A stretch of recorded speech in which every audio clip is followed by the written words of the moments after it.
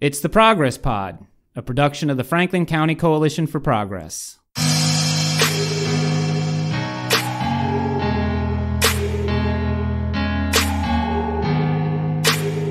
I'm Pete Mazzoni with Jeremy Cate.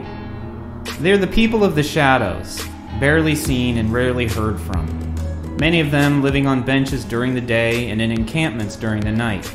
They are outside, both literally and figuratively. They may struggle against unseen and untreated demons, or they may be battling against a past so scarring its wounds may never heal. Perhaps the specter of drug addiction keeps them from stepping out of the shadows and back into society. In any case, as Chambersburg grows and thrives, it also encounters a homeless population in dire need of help. On today's show, we are going to meet two people who are working to make a difference and offer that much-needed help. With us today, we have Trudy Wesley, Housing Stability Manager, SCAP Franklin County Shelter, and Craig Newcomer, Executive Director, Maranatha Ministries, Incorporated. Thanks for being with us. Thank you. Thank you. I'd like to start with you, Trudy. If you could tell us a little bit about what you do at the housing shelter. All right. We accept the homeless according to the federal definition of homelessness, which is sleeping in places that's not meant for human habitation, people exiting institutions. It's quite a number of things that the federal government determines to be officially homeless. We bring them in the shelter, and it's more than emergency shelter. We also are doing a rapid rehousing program that we can assist with first month's rent and security deposit to get them in housing. The very first thing that the government wants us to do a very short stay, anywhere between 2 weeks to a month. And you address their issues after they're housed, which is where the case management comes in, home visits. It's intense, it's one-on-one, and the main goal is to keep them stably housed, and address their needs after housing, because it traumatizes people less than having to stay a long time in the shelter. Especially for children. It's a disruption of their school. It affects everything. Sure. And so that's the model that we're doing right now. It's been going on for at least 2 years. I think this is our second grant. They're 18-month grants. Okay. And it's ongoing case management as well. If the people want it, or if they are determined to need it, if there's more issues involved than what's going to be a 3-month, 90-day, and it's finished. And about how many beds do you have? We have 18 beds. 18 beds. Are you full up right now? Or? We've had 2 families just discharge into housing. They're still there. They haven't prepared to move yet, but they did acquire housing.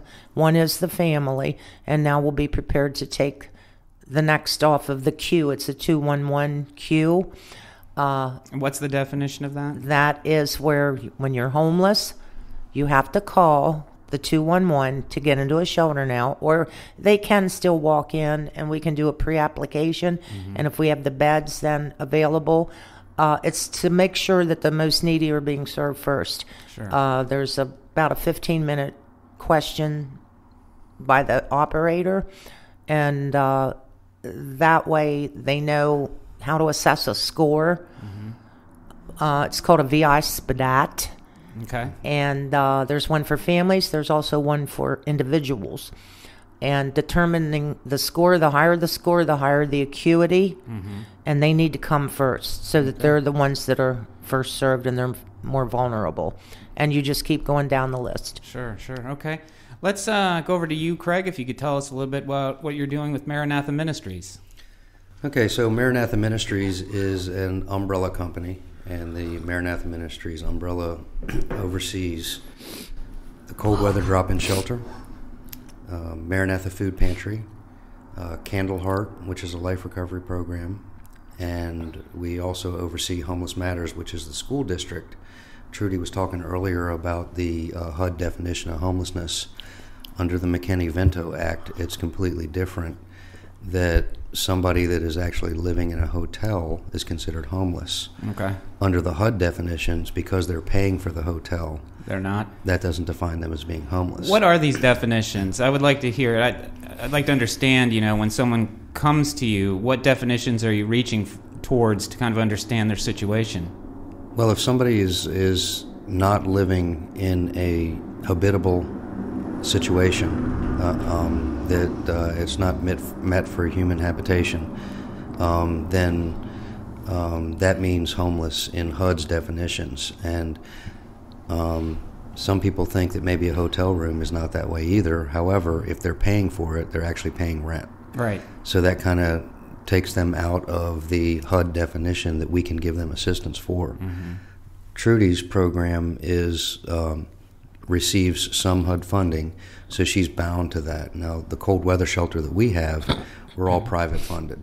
Okay. So where is that funding coming from? Just private funding, churches, organizations, and things in the community. Mm-hmm. So we're not as strapped to the definition as what Trudy is, and we work together. A lot of people think that SCAP is SCAP and Maranatha is Maranatha, but we work together like partners in helping the individuals that she can't house or some that I can't pull in right away. And her and I have dialogue throughout the seasons many times about people that we can help together. Sure. Try to figure out a better place. So the cold weather shelter, it has a start date and an end date. Is that correct? Correct.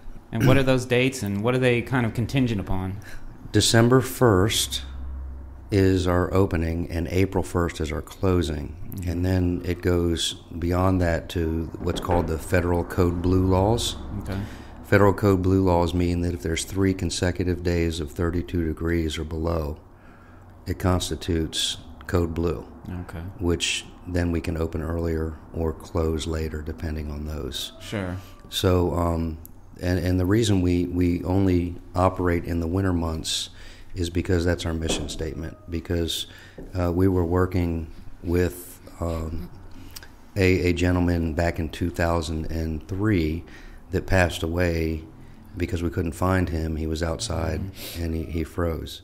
Okay. So what we did was we had a location in our food pantry that was empty, and we decided to refurbish that, make it a cold weather drop-in shelter, and lease it to a board of churches that runs the cold weather shelter. Okay. And we lease it to them for $1 a year. Okay. And my dad gets angry if he doesn't get that dollar. So let's talk about the homeless population in Chambersburg.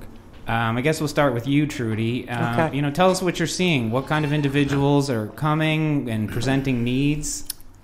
Well, the majority I've seen come in, I'd say the past 2 years, are getting younger. Mm-hmm. 18 to 24, 25, 26, and through there. Some are single parents. Some have just burnt their bridges with their families. Mm-hmm. A little bit of across the board with anything, substance abuse issues. Sure. That's a big one. Very limited life skills. Yeah, you mentioned that in our conversation yesterday, that, and I think you were getting to the point of some of these people have been institutionalized for so long. Let's talk about that. I mean, is it become your jobs to kind of, give them these life skills? Well, they don't want us doing it in-house. We used to do life skills in-house. I guess you did too, Craig, right? Yeah, absolutely. Like I was telling you yesterday, we've been flip-flopped on our heads to operate the way we used to. It was like I was going full steam the way we used to operate, and then all of a sudden the brakes pull and you're slammed up against a wall because you're upside down. Everything we had come to know is no longer permitted, basically. Now, when did this start? Craig, when did about 40... 2015 around. Okay, so you got a whole new set of rules, and it really inverted your process. I had to redo the entire program, paperwork, everything to comply with the grant guidelines. And the people would come and go to the life skills, and even if it was basic cleaning, because you'd be surprised how many people don't know how to properly clean or do laundry, or depending on their capabilities, whether it's mental health or if they just weren't taught. Yeah. And those little things really helped a lot, because once they got into a place, at least I know they would have known, at least you keep the place clean, And if you've never operated, let's say... Or never even had an apartment. That was the worst part. Yeah, you've never operated a washer dryer. You're going to look at it like, I don't know what I'm doing here. We did have some people that didn't know how to do that. And so you were told, skip the life skills. Right. What's the rush in their program to get them into housing as opposed to kind of prepare them? Because they want the preparation afterward. That's the problem. A landlord... And we've already run into that. If you don't have any kind of stable income, they will not rent to you. Why would they? It's a business. Right. And they want to see pay stubs, and we can cajole all we want to, and it's not going to work because nobody's going to do it this way. And then the caseworker, which is me in this case, I'm doing 2 jobs, I have to go in and keep making sure that they're trying to get employment. Mm-hmm. In the meantime, you're walking in the fine line between losing a landlord if they don't get the employment, or enabling to the point, now this is how I see it, this is my opinion, enabling them to the point where the motivation to get a job is because, Trudy will pay a percentage or whatever. And that can't be, because I only have X amount of dollars to get me through the grant period. And it works in some ways, in other ways there's much to be desired. Mm-hmm. And just so you understand, and Trudy's a straight shooter, and that's the way that it has to be. Right. I sit as a secretary of the advisory board for the Continuum of Care, and I've seen all these changes come through, and I love Trudy because she's just straightforward, and it's important. I've been straightforward too, but what has happened is you've seen the thing is to get to zero homelessness. Right. Now, what zero homelessness means is not that you don't see anybody out on the streets homeless. It means that everybody has a place to go if they seek help. That's what zero homelessness means. Mm-hmm. So you might see that the state says, Pennsylvania's now got to zero homelessness, and be confused because you see homeless people on the streets. Doesn't mean that we don't have any homeless. It means that everybody has a place to go. Right. And that's the definition of that. The community queue that she was speaking about is an important, vital part of getting to zero homelessness, because if somebody calls the 211 system, then everybody that receives HUD funding has an opportunity to pull them off of the queue and help them and assist them and get them where they need to be. Mm-hmm. So another component of that is the veterans. The veterans are now at zero homelessness in the state of Pennsylvania. Okay. It just got determined. Wow, that's great. So that's going to be coming out here within the next few weeks. We just got the email yesterday. And what that means is that every veteran has somewhere to go. If they get in touch with that 211 community queue system, we can get them placed. Mm-hmm. Now, is your institution, are you kind of straitjacketed as well with your processes, or in certain areas, but in certain areas I'm not. The Candleheart program, we used to receive a grant of $240,000 a year. Mm-hmm. Well, we were transitional housing. Transitional housing was determined by the last administration to be too costly, which I do understand that. Okay. Because we did all the life skills and training and things like that, and most of the money that we were putting towards services was pretty high. The rates were pretty high. So they figured that if we house the people, then we can do that same type of case management in their home.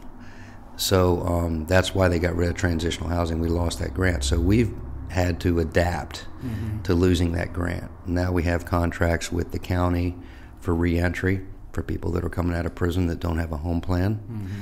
And we have a contract through the VA for the veterans that we serve. And that helps fund our building and take care of our operating cost. But most of the money, what people don't understand, most of the money that you receive, like Trudy gets money coming in, and somebody could look at her program and say, man, they get all this money coming in. They should be able to do things. Well, 75 to 90% of that money is to be used on services, not staffing. So then the extra money that she needs to raise pays for the staffing. So when HUD pays you $100,000, you only receive $80,000. Okay. So then Trudy has to raise that $20,000, and the $20,000 that she raises is supposed to go towards operating costs. So the services, describe what that would mean, where that money would end up going. That's the problem. Everything, the majority was rolled into rapid rehousing money strictly for that. You can't use it for operations, nothing. And this is how I feel.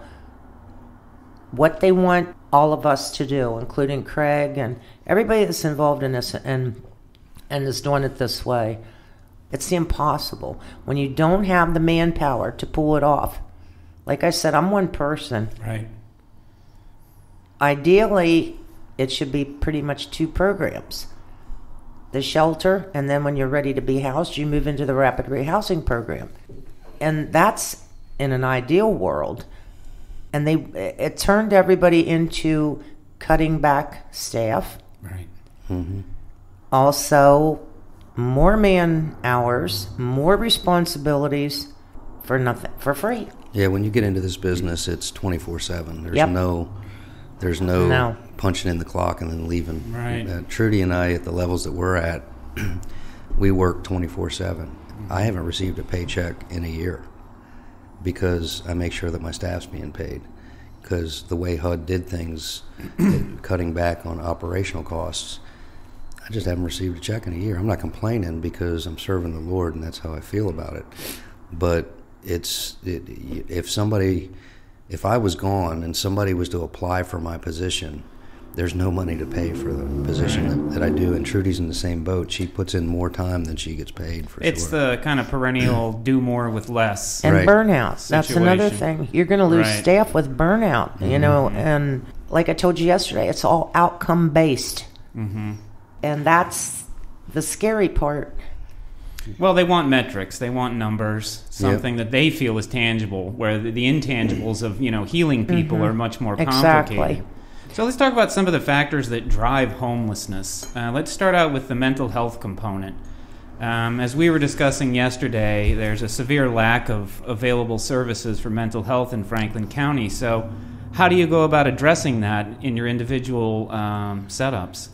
Well, I think one of the good things that started in Franklin County a couple years ago was service access management, because they are kind of like navigators for people with mental health. Mm-hmm. And I'm sure you've seen the same thing, Trudy, that's been a plus.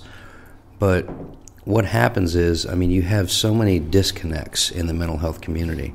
I'll give you an example. We have a guy that I have to leave here when I leave here to go to the hospital to sign for this gentleman to go into a nursing home, because he has no family members, he has nobody, but they know I've been working with him.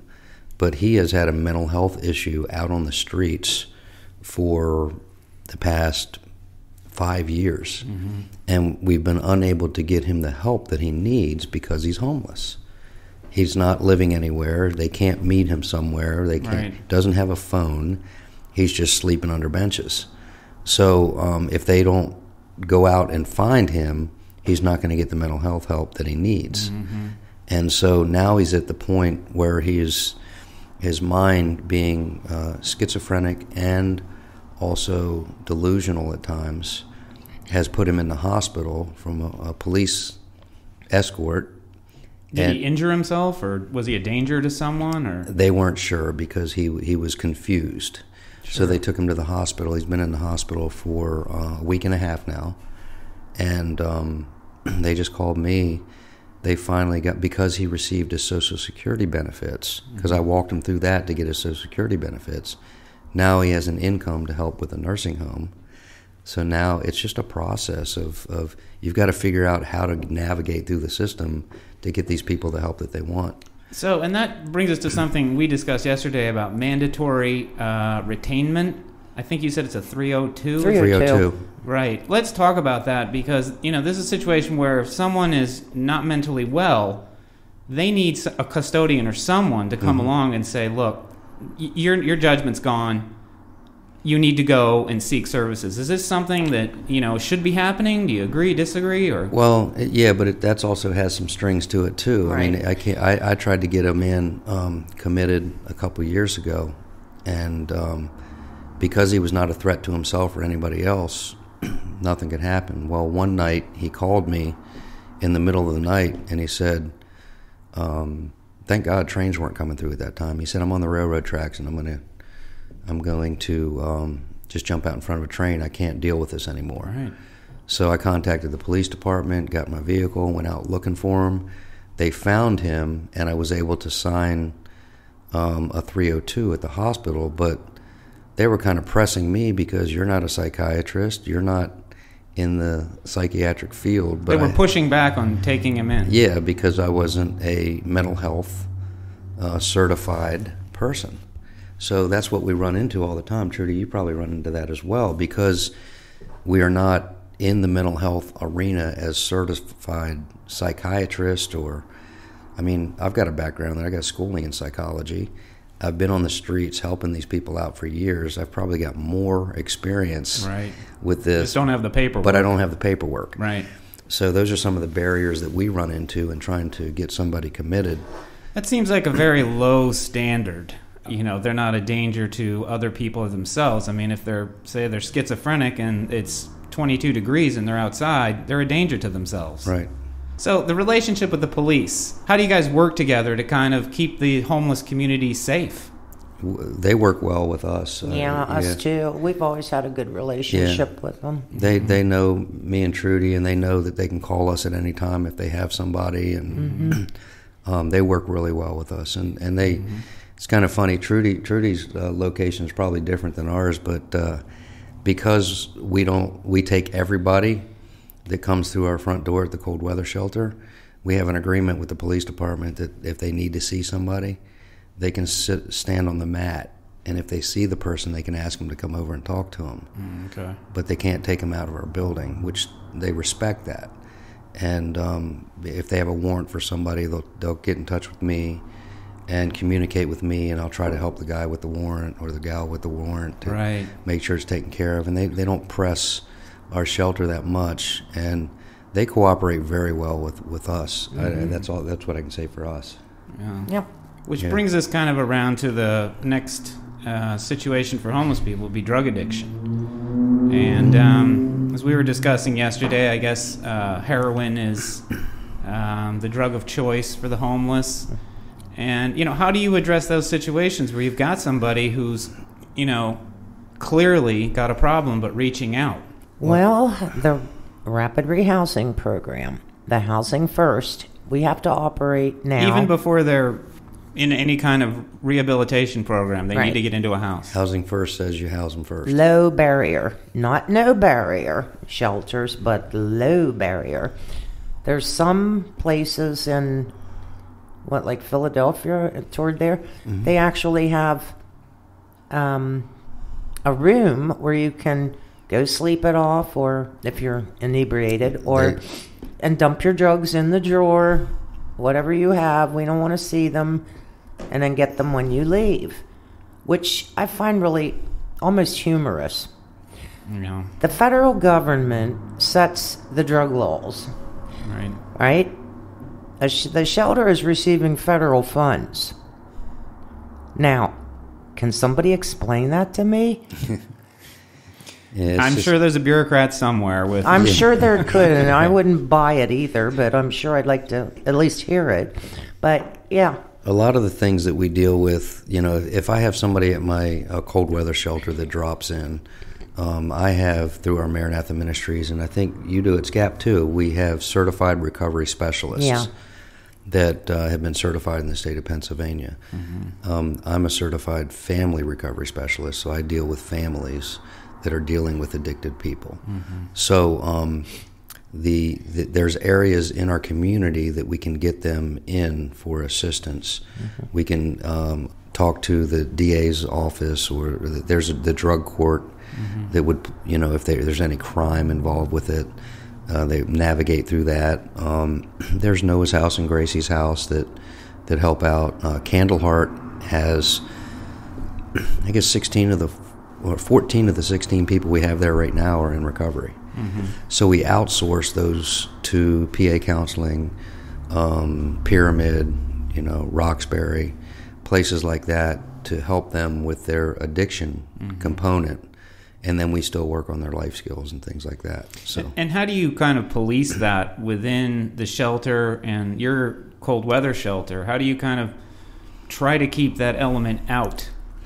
Well, my cold weather shelter is less policing. Candleheart is more policing, so that makes sense. We're kind of like Candleheart is, I always tell the residents that come in, if you're on parole and probation, we're like a medium security building. Okay. So jail is your full security. Right. You have a little bit more freedom with Candleheart, but you're still in a program. So this is kind of like a medium security jail. Right. That we allow them to go to work, we allow them to do things like that. But we have drug tests daily. We have okay, that'll do it. Yeah, drug test and random drug tests, and we choose 3 at a time. So that happens in our program. Do you drug test as well for residents? We used to. But you don't anymore? No. It's expensive. It's expensive, and also they don't want you to do that either. However, to maintain control, and I don't think they like that word, but you have to have control. You have to have some rules, or right, guess sure. what? Society doesn't operate. You become lawless, and right. it's just insanity. So we operate by schedule, and if you're using, that's well and good. It's not my business. It's your business. However, you're not using on our property. Yeah. And then if they would come in, I look at the behavior. We have one small hall. That's it. It's coming and going, and the rooms are there. You can hear everything that's going down that hallway. So if the behavior is disruptive, there's some people that we haven't honestly had trouble with this. I just tell them straight up, if you're going to do it, you're not doing it here. Right. And that's it.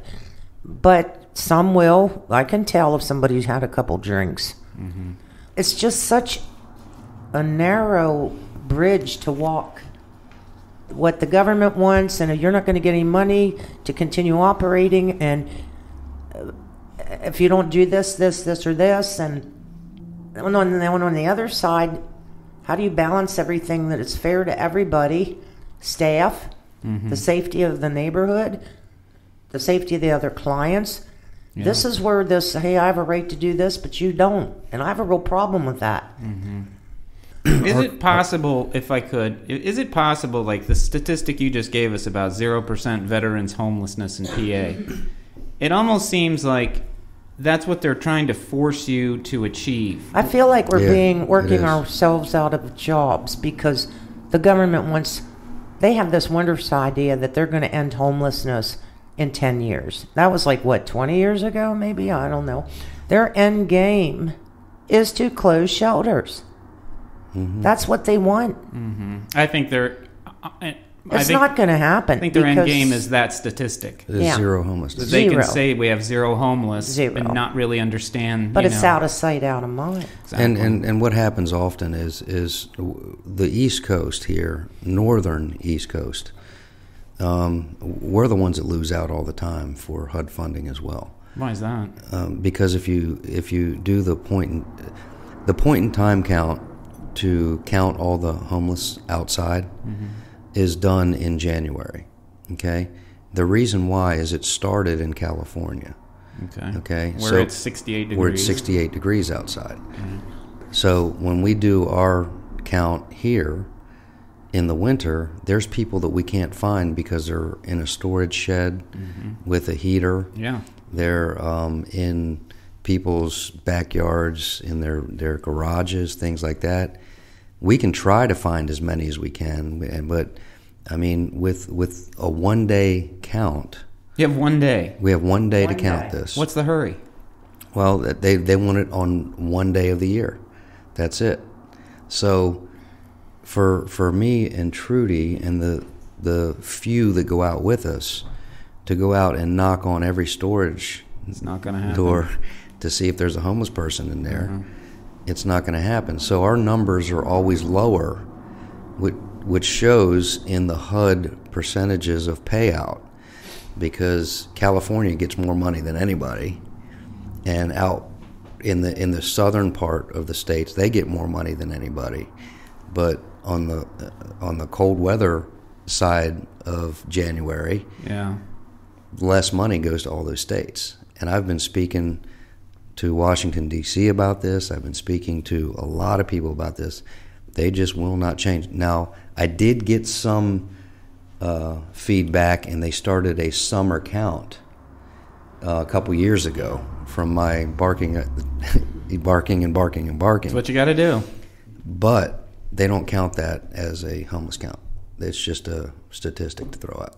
Now let's talk about advocacy in Harrisburg or in D.C. Do you have any? Yes. And what form does that take? Well, Homeless Alliance, they're a big advocate program.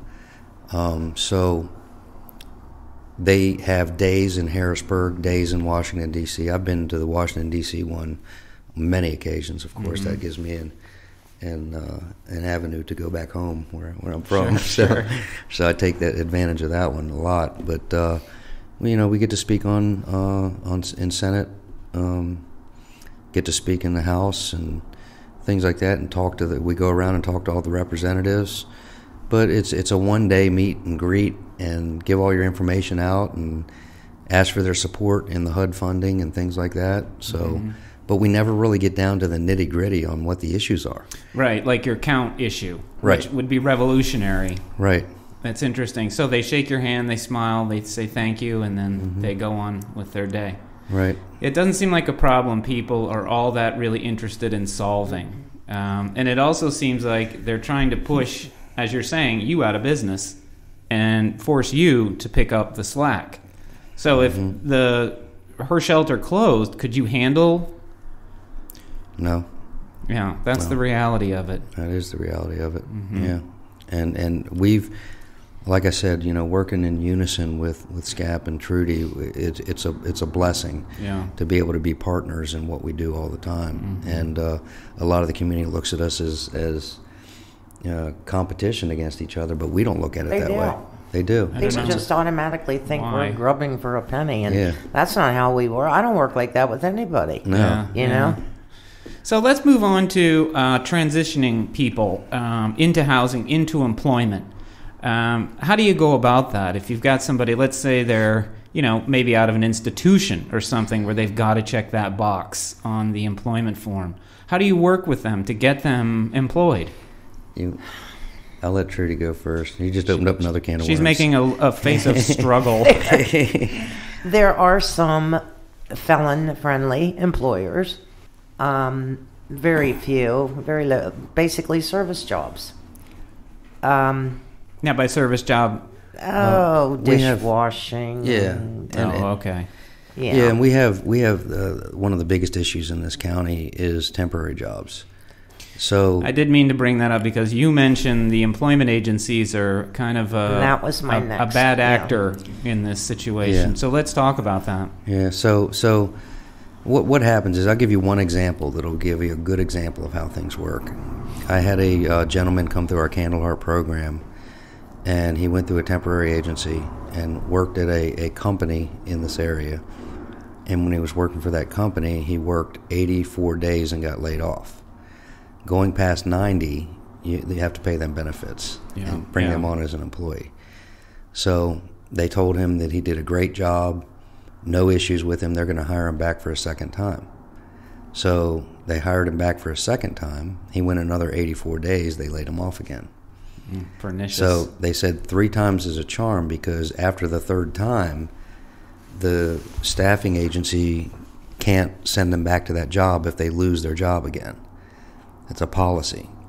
So they said after the third time we'll hire you. So he got all the way to 89 days. They laid him off, and now he has to go out and start all over again looking for a job. And that's one of the big issues that we have in this community is companies aren't hiring people.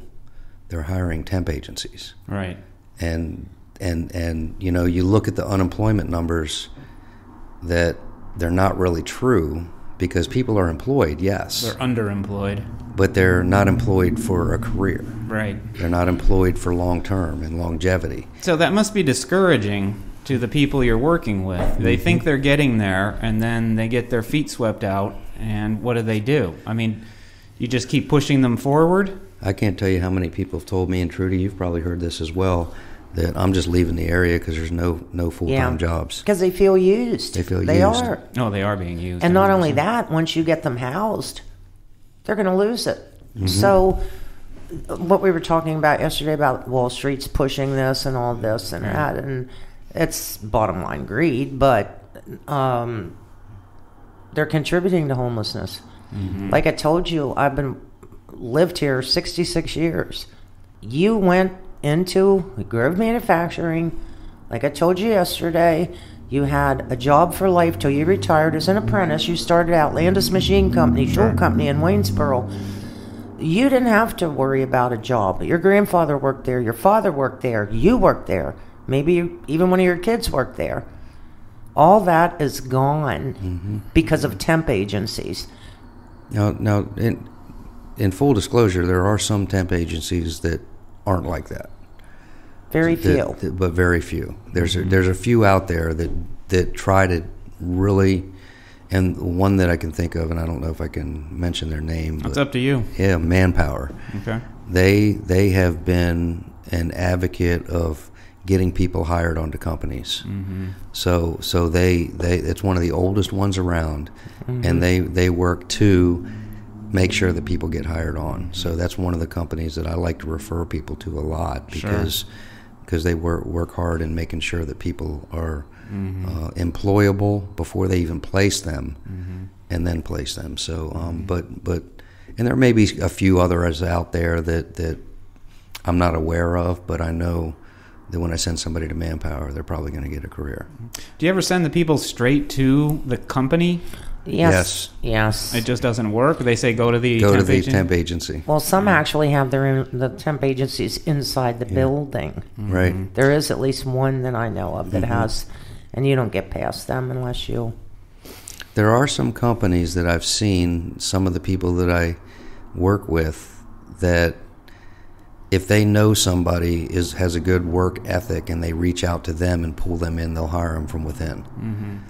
Because they have the discretion whether they can hire somebody or not. Yeah. So, but see, if you don't have to pay for HR, why pay for it? Right. Yeah, there's a number of benefits to not actually hiring these people on. So I want to cover one more broad topic. You mentioned at the beginning of the show, COC, Continuum of Care. If we could just talk about what that means in terms of, treating the homeless and, getting them on to the next phase of life. Okay. Go ahead, Craig. He's into this heavy. Okay. So the COC is a continuum of care, and each year HUD sends them a NOFA, which is Notice of Funding Allocation. Okay. So in that Notice of Funding Allocation, you have parameters on what people can apply for. Okay. So the rapid rehousing is one of them. That's one of the major pushes this year. Coordinated entry, which is the 211 system, and some permanent supportive housing programs. And that NOFA says, okay, this is what HUD wants to fund in this 33 county geographical area. Okay. So anybody that wants to apply, go ahead and apply for this type of funding. So then it goes out to all of the agencies that want to apply. Trudy's agency, our agency, other agencies in the 33 counties. And then that gets sent to a board level, which I'm on, and then it gets sent to a funding committee. There's a funding committee that looks at all of the people that applied and looks at pluses and balances and ranks them and things like that.